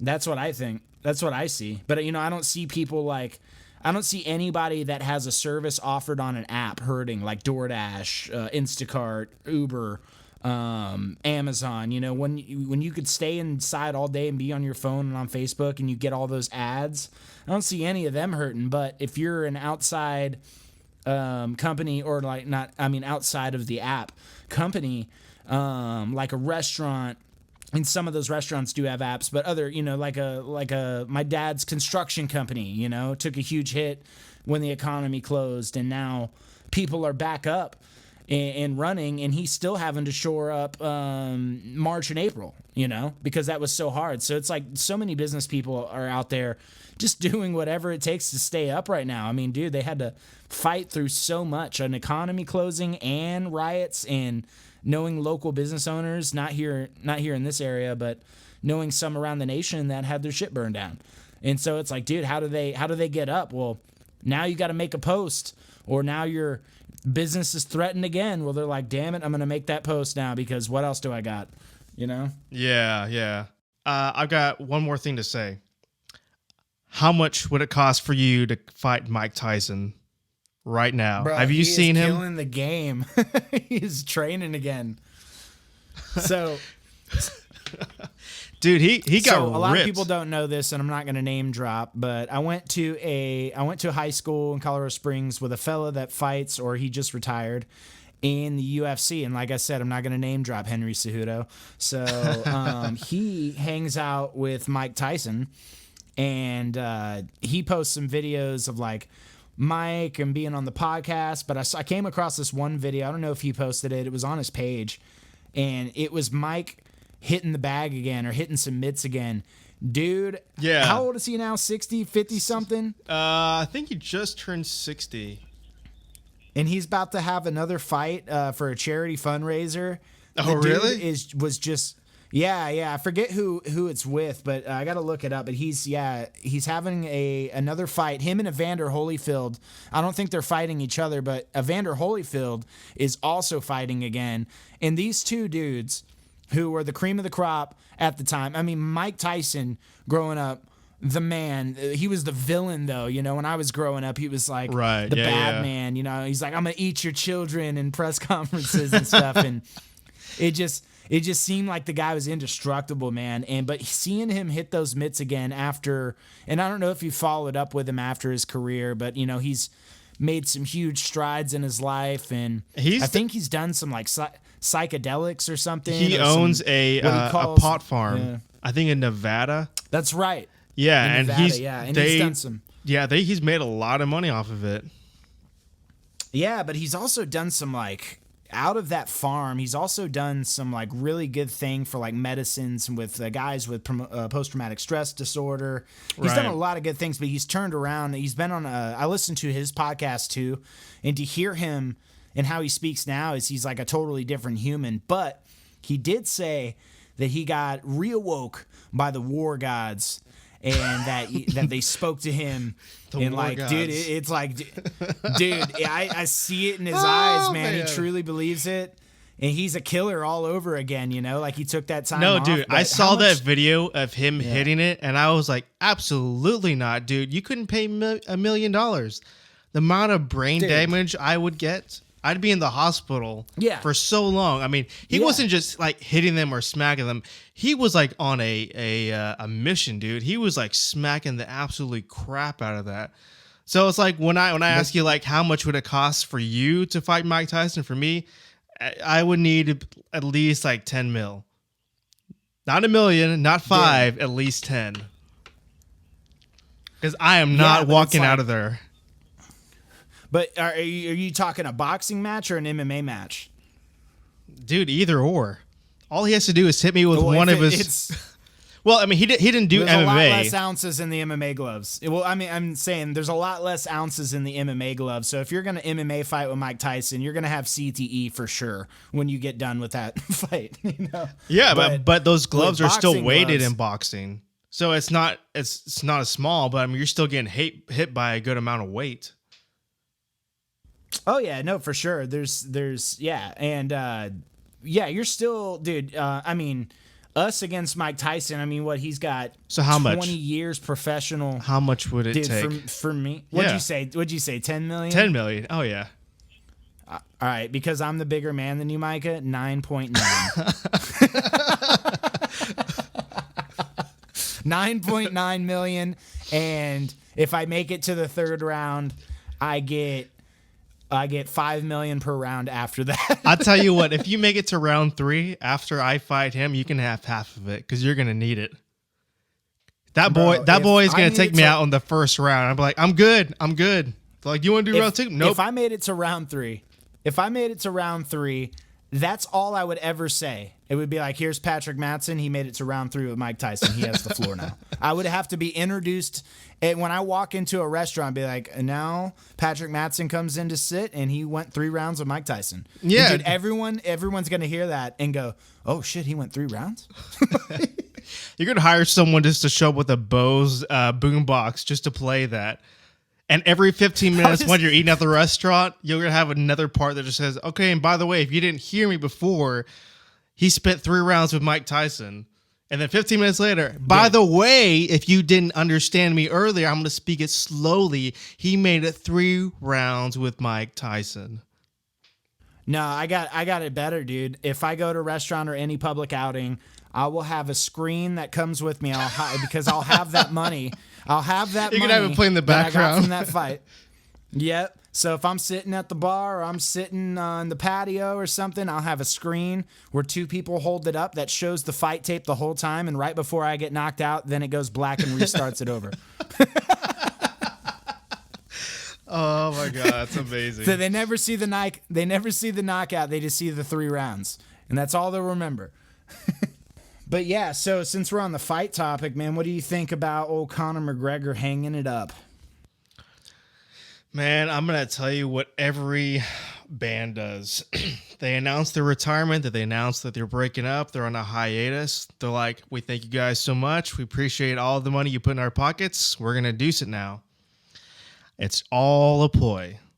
I think that McGregor has too much a respect of the game and the status that it holds for him, that he's going to take maybe a year. I think he'll take at least 2 years, maybe 3, because he's 33 now, 34. He's not that old, is he? Yeah, I want to say he's 33. Okay, so I think he takes 2 more years off at least, and then I think he comes back to do 1 more fight. And no. Here, I'll say this. I think he's going to do 2 more fights. I think he's going to do another MMA round with whoever the champion is, or he'll call out someone who hasn't done anything in a while, who he still has beef with. And I think he's still going to do another round with who's the homeboy he did with the boxing match with? Mayweather? Yeah. Mayweather. He's definitely going to do another one, because as soon as he posted he was retiring, you see in the comments Mayweather's like just calling him a little wuss and all this stuff, like, oh, you can't get back in the ring one more time with me. And I'm like, man, he's too much of a bro for to let that happen and him not do anything about it. Because he's not the kind of guy that if he's not fighting, he's not going to just spout off. If there's a fight coming along, even if it's a year later, he's going to keep trash talking the entire time. But with this point, when he's retiring, there's nothing for him to say. He's going to have to come back. So here's what I think. I didn't buy it right when I don't know if you knew, but that tweet came out in the middle of the end of the UFC, the most recent UFC bout, and it kind of stole the whole fire from all the other fighters, because everyone was like, "Oh, Amanda Nunes, you did great," and then it was like, "Well, what does everybody think of Conor, retiring?" And so you could kind of just see like their whole like limelight was kind of stolen that night. But it puts in perspective how big Conor McGregor is and the celebrity he is, but how important he is to the UFC and or just the fight world in general. So when he made that tweet, I didn't believe it for a second. What I think is that it's a ploy to get, because the only reason he came back, in my opinion, is to have one more fight with Khabib. One more fight with him, because that's the guy that got the best of him, and then there was, that altercation that happened after the fight. And so he comes in, he beats up Donald Cowboy Cerrone in 40 seconds, after taking some time off after the Khabib loss. Yeah. Comes back, wrecks Cerrone, breaks his orbital bone, 40 seconds out, and then all this stuff's going on, the pandemic's happening, the George Floyd stuff. And I really think he got emotional on Facebook and made that preemptive retirement comment. But I really believe, and this is just my UFC conspiracy, but I really believe that this is him going, I'm retiring now, so there'll be more demand for me if I come back and do a fight more than ever. And now I just want Khabib, so give me the Khabib fight, and I'll come out of retirement. And I think you'll see that, because he was bouted to fight Anderson Silva in a kind of a passing the torch, because Anderson Silva was the GOAT back in like 2011 or 2001 to 2011. Right. And so I don't think he wanted to do that match so much that he just retired, and he just wants Khabib. He's like, if I'm coming back, he's worth $225 million. He made $180 million off the Mayweather fight. The dude doesn't got to get punched in the face no more. He can kind of pick and choose. But Khabib is the untouchable, because he's never lost, and Khabib wants that Mayweather money. And I don't think the UFC's in a position to do that right now with how much they've lost. Well, and see, I think this is along with the same lines of the conspiracy of sorts. I think that one of the other reasons why, I agree with you that he was, not wanting to do that Silva fight. And I think he just wasn't wanting to do one more fight and then if he got his butt whooped, have to deal with that. I think right now, because of how uncertain the quarantine has made it for a lot of businesses, like right now, UFC, they're not doing great. Like they're spending all their money and reserves just to keep people afloat. They've decided that they're not going to fire anyone or let anyone go or put anyone on furlough. They're making sure they take care of their people. And so, with that in mind, you're not able to put as much money as you want into the fights because you're not making as much. You're not having people in the stands. You're not people buying drinks and doing whatever and doing promotions for the events.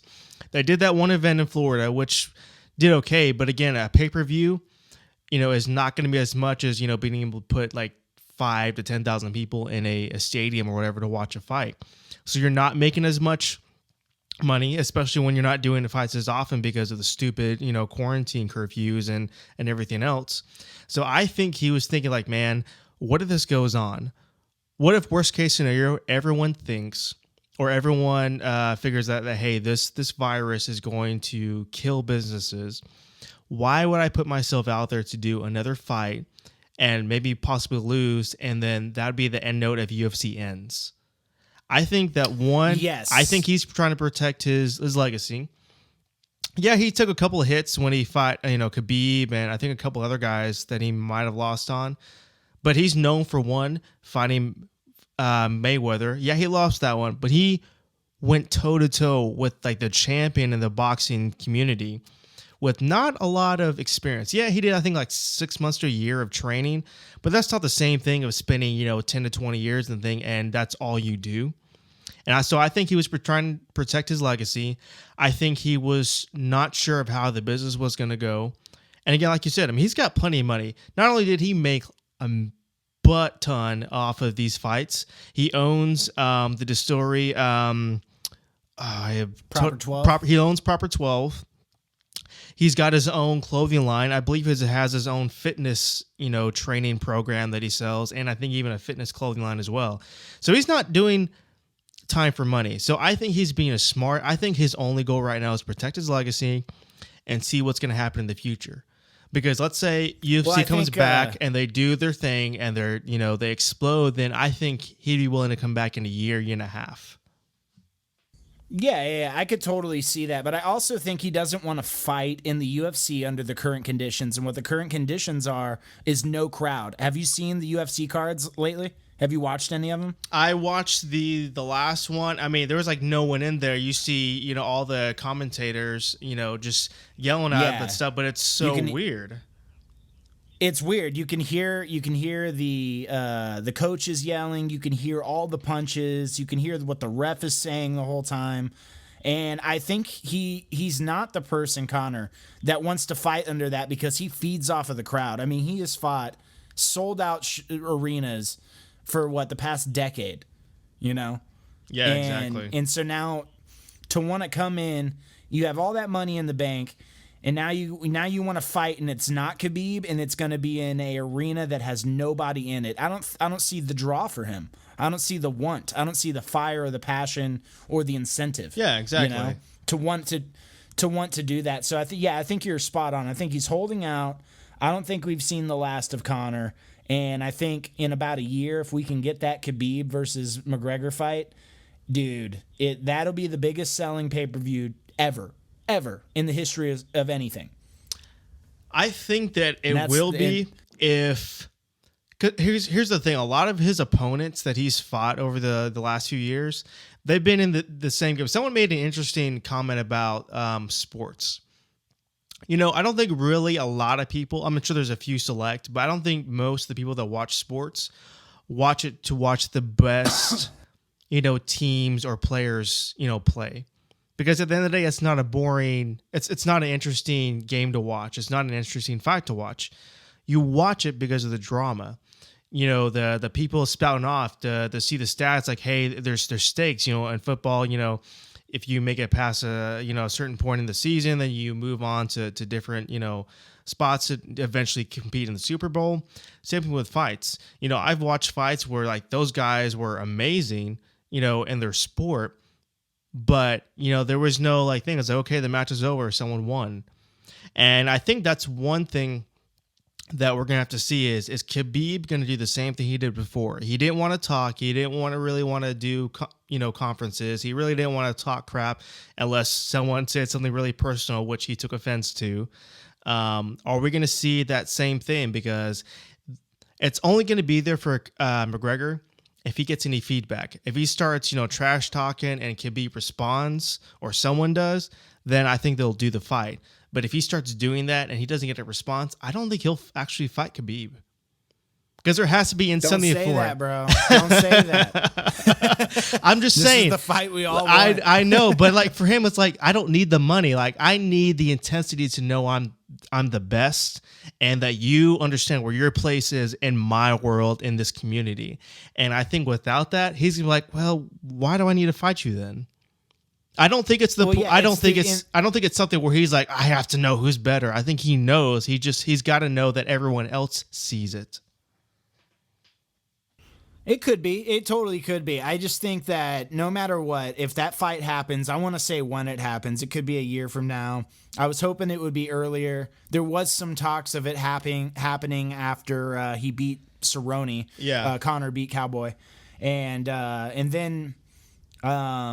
then there was supposed to be a fight with Tony Ferguson and Khabib. Well, Khabib, because of the quarantine stuff over there in the pandemic, couldn't come over here, so Tony Ferguson had to fight Justin Gaethje, and Gaethje ends up winning that. So now it's Gaethje versus Khabib. Well, who's the winner of that fight going to be? Because I think Khabib's going to win that because I think he's just the best at that. And then I think it'll come in a year's time. That Conor fight will come. But here's my stance on that if that fight comes. If Khabib and Conor fight, no matter what, at the end of that fight, whether Conor wins or loses, that's the last you will ever see of Conor. This is right now. I can believe that. And it's really just to cause whatever it's supposed to cause, maybe more hype for him to come back. But when he fights Khabib, that's the only reason he came back, was to avenge that and everything that happened after that fight. And when that fight takes place, no matter what the end result is, that is the last you will ever see Conor in the ring. Mark my words. I think so. I could see that. I think he's just going to have to be very calculating and careful on how he does this. Because if you notice, the same thing happened to Ronda Rousey many years ago before she's now in WWE or whatever other hole she's fallen into.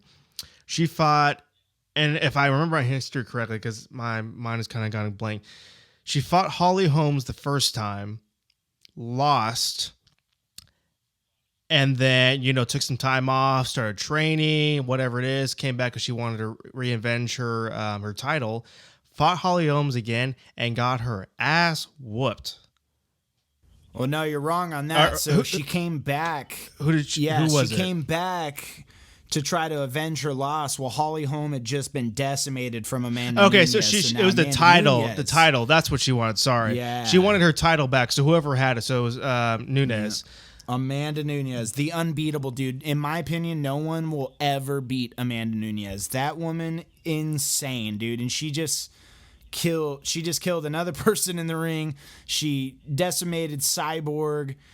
She mopped the floor with Holly Holm. Yeah. I saw that. And then obviously, if you go back and watch that Ronda Rousey fight, I was so sad for her in that whole fight. She got hit once, and her eyes get so big, and she has the look of, what the hell did I do? I should have just stayed home. Yeah. Oh yeah. Like, dude, and it was so bad. Yeah. And so I bring that up because it's like I see parts of Rousey and McGregor kind of in the same vein where they love to trash talk, they love to defend their title and stuff like that.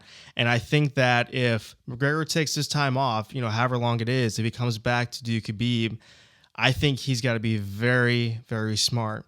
Because Khabib's the kind of guy that he doesn't care about the trash talking. He's just going to come out and decimate you because that's what he likes to do and that's what he does. I mean, the dude wrestled bears in Russia, I think.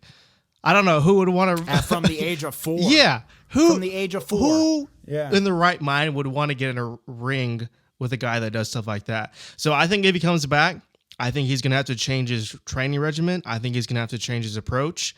I don't think we'll see him, stop trash talking. I think that's what we all love about him, the way that he can do that, him and his Irish accent and everything like that.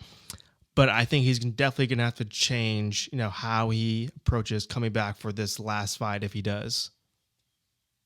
Mm-hmm. Yeah, no, he's I always feel like no matter what Conor's doing, the dude is always jacked and ripped, and I feel like he's always training.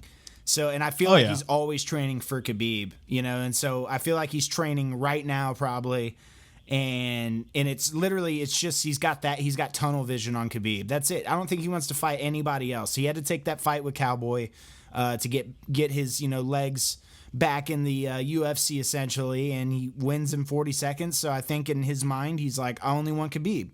And they're like, well, you can't have that right now. You got to fight somebody else, maybe Anderson Silva with no crowd, and you're gonna have to make whatever we can pay you because we're just trying to stay afloat as a company. Yeah. And I think that none of that interests him, so he puts out this, I retire thing. So we'll see where it goes, man. I think it was really interesting. It definitely dropped like a bomb on that UFC night, Amanda Nunes winning, because it came out of nowhere, and all of a sudden they're showing this Conor McGregor tweet, and I'm like, what? He retired? Yeah, I know. I was just as surprised. I was like, what is happening here? There's no way this is real. Yeah. So, I mean, dude, the whole world, shit's just crazy. This whole world that we're in, CIA is toying with your minds and your media and your music, and then you got Conor McGregor freaking retiring and Mike Tyson going back in the ring. Yeah, dude, it's what kind of movie?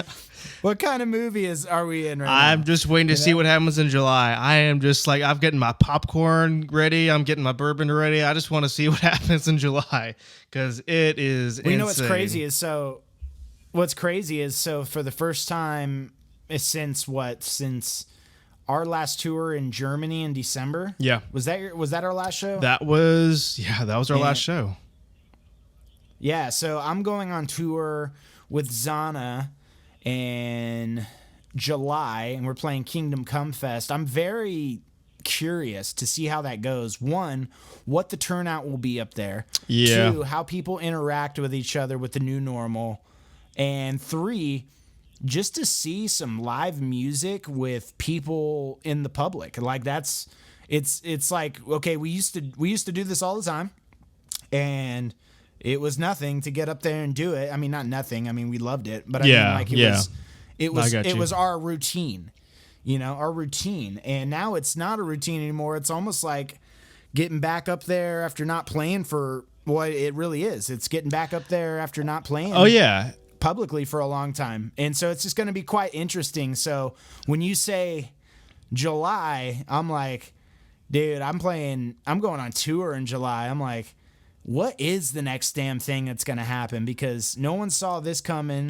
No one saw the riots. Yeah. No one saw the pandemic. What's next? It's a weird thing because it's like, again, like you say, July, I was really surprised that they were going to still keep those shows in July. I know so many bands that they have rescheduled all of their fall dates because there's still a lot of, precautions in place, not only in the States, but overseas where a lot of bands have had tours, scheduled. And then I see other bands where they have a scheduled tour for like August and September. And I'm like, are you guys sure about this? Because I feel like it's just going to get canceled. I mean, again, at the end of the day, I know that everyone's got to, work to make money. It's just a weird point because there is no definite, for anyone to figure out, where are we going to be at this fall?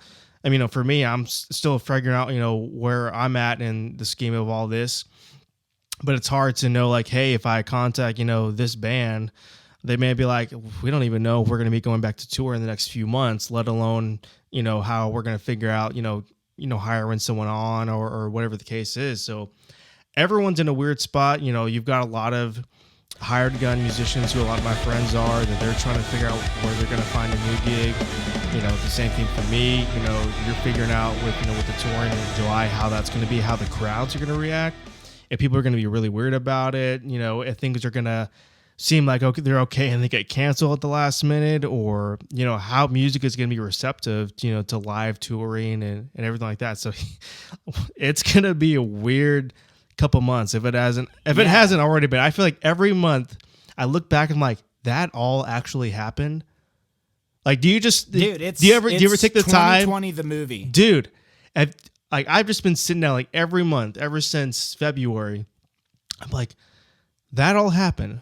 This is real life. I'm not just in some movie. Like, I feel like one of these days in 20 years, someone's going to write the movie 2020 and actually write the correct version of it. Not that stupid write-off that people did like 5 years ago. You wouldn't even have to like put in false stuff just to make it more juicy. Just make it as it is with what happened. And mind you, dude, all this stuff going on, all this chaos in the world, the CIA, whatever. And we sent people to the moon, dude. And I watched the live feed today, and people are at the space station up there working, and you're looking at Earth, and dude, just like anything, you got half of the comments going, oh, that's green screen. I work in Photoshop. And I'm like, I didn't know you could work in Photoshop. I guess that's an actual thing. Well, I'm not making fun of it. I learned something today. And guys like, that's green screen, and somebody's like, oh yeah, that there's like something down there that's pixelating the frame, that this is fake. And then you got people on there that are like, oh my god, we're on the moon, civilization, big step for humanity. And it's like, dude, everyone's so divided on that. But what we can say is that Elon Musk shot a rocket and that shit didn't come back down, did it? So where do you think they went? Right? Yeah. And and so it's like, yeah, dude, I mean, there's just so much crazy stuff, but this year is nowhere near over, so we'll see. Yeah, dude. It's a crazy time. As we're rioting, protesting down here and griping on Facebook, people are up there working a frickin' wrench in space. Yeah, those guys like, man, it's nice and quiet up here. No distractions, dude, no division or anything. Yeah. But all right, Pat, do you have anything for our Real Talk segment? Because I'm a little lax in that department this week. Yeah, I guess my Real Talk segment is really just going to come down to, you can't control what is going on in this world as far as the upper echelon masses, but what we can do is start with our communities and start making a difference here on a local level. And now I've said this before. I've said this before in a previous Real Talk Homie segment, but it reigns true to me, and I don't care if I'm beating a dead horse. This message needs to come out, that if you are bitching on Facebook and that's your number one place to go and you think you're making a difference, you need to check yourself, and you need to check yourself real quick, because the only way to make a difference is in your environment where you are at. Posting and typing letters on Facebook to get your point across does jack shit for anybody. It only shows that you have a public outrage on a certain view. That's it. Now we know. Cool, dude.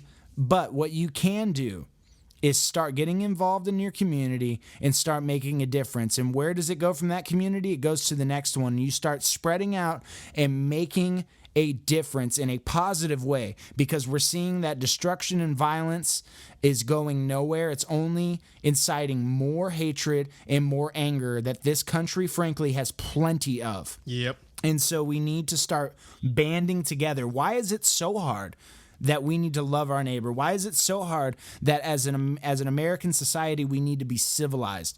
If these things strike you as I'm not interested in, if these things strike you as I'm not, that takes too much work to do, then you need to check yourself and realize that you're a part of the problem. Because the one thing that anybody corrupt in this world does not want is unification from all races, from all people, from all religions, from all sexualities, from all walks of life. And when we all unify, we are more powerful than ever. Remember this, people. We the people.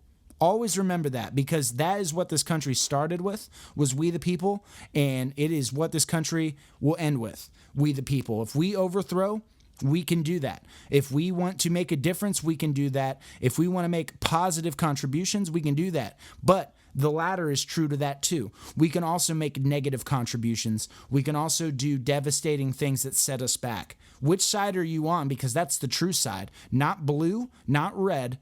What side are you on? Are you on for productivity, or are you on for destruction? because that's the real war right there. There's people that want to save this country. There's people that want to build it up and make it better than it ever was. And there's people that want to see it do nothing else but burn. And why do they want to see it burn? Is because they don't know the alternative, because they've been blessed with a free life where they can bitch on Facebook and they can say whatever they want with no consequences. So what side are you on? The productive side or the devastation side? And that's the true battle that we're fighting with right now. But when you have mainstream news outlets reporting opposing articles and going after each one and debunking and playing gotcha, we literally take one step forward and two steps back every day. And this is getting us nowhere. So my whole thing is get involved. Quit. Like me, you can take time off of Facebook. It's not going to kill you. You might even walk away going, man, I kind of don't ever want to be on it again, because I used to live for likes. I used to be like, oh my God, I don't mean anything unless this post gets a certain amount of likes, because I'm in a band, man, and it's a band over everything, and I got to prove my worth to make my band make it. That's the only way I can prove my worth. Wrong. That was the dumbest shit I ever thought in my life. Your identity is not wrapped up in how many people like your post. Your identity is not wrapped up in how many people comment on your post. Your post means jack shit because your post only exists on that platform. If that platform or all platforms were to go down tomorrow, you would not have any of this. So where would you be? Did you put your whole identity into an illusion from a social media platform? Or are you and your identity true to yourself and true to reality? Become a member and become involved in your community and start there and build up from there. And if that takes too much work for you, then stay your ass on Facebook and do the minimal stuff, which is just bitching, and we'll see how that gets you, or we'll see how far that gets you, because it's not going to get you anywhere. So start realizing that peace is the only way to prosper. That's it. All right, man. Pack Madsen for president 2021, bro. 2021. All right, man. That was a good one, man. I like that. My Twitter doesn't even go back that far, so you can't even play gotcha. Oh, man. That's something I want to talk about next time. All right, dude. That's 2 hours. That was a good, man. That was a good one. I like that one. That was good. That was good, man. I think we covered everything from Jeffrey Epstein to the CIA to Conor McGregor and Mike Tyson. Heck yeah. All right, y'all. Well, we appreciate you guys taking the time to listen to us. You know, this is episode 4. Micah, let them know where they can find us. Yes, sir. We are everywhere now. We are on everything from Anchor to Spotify, Apple, YouTube, you name it. We're probably there. We're working on some other stuff. We just got a Facebook account. We're trying to stay consecutive and post a lot more. But, you know, the thing about this podcast is it's just a lot of fun for us. So there's no rules. There's no deadlines that we have to make. So sometimes we get postponed by a week because, you know, life just happens. And obviously we don't know what's going to happen in episode 21 of September of 2020 when Doomsday hits. So we may have to postpone it if that happens. Yeah. But trust me, if things go down, you know that we'll talk about it. We don't shy away from anything, and we are super really happy with everybody that's reached out to us. That's a fan of the podcast, that's listening right now. Super stoked about the support that we've received. But please hit us up at our email, wearetheguiltyparty@gmail.com. Yep. And reach out to us. Let us know anything you want to hear about. And here, I'd say in the next probably 3 or 4 episodes, we're gonna start thinking about getting some guests on. Yep. So if you got anything you want to bring to the table, start getting your name on that list now, and let's talk. And also, I promised my friend Tim Smith. He lives in the Virgin Islands. He's more jacked than I could ever think about being. But I grew up with this kid. I grew up with this guy, and he's a big part of the reason I am the man I am today. So shout out to Tim Smith, and we love you guys. Episode 4 is a wrap, and tune in next time, episode 5, where we don't know what the hell we're going to talk about, but we're going to talk about it. Yes, sir. All right, guys. We will see you later. And y'all have a good one. Bye. Bye.